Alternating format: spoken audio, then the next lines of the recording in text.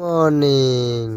तो दोस्तों हम फाइनली पहुंच गए हैं एक्सपोर्ट वाला बाजार गांव कंपनी में। तो दोस्तों देखो यहाँ काफ़ी अच्छे हैं प्लांट भी। देखो तो ये हम आगे सिक्योरिटी भी चेक कर रहे थे। पेपर बाजार गांव export solar company. Happy Sunday मेरे सभी भाई। तो दोस्तों ये बोलता है दूसरे गेट में जाओ तो मैं निकल पड़ता हूँ। फिर दूसरे गेट पर तो ये मेरी राम प्यारी खड़ी है।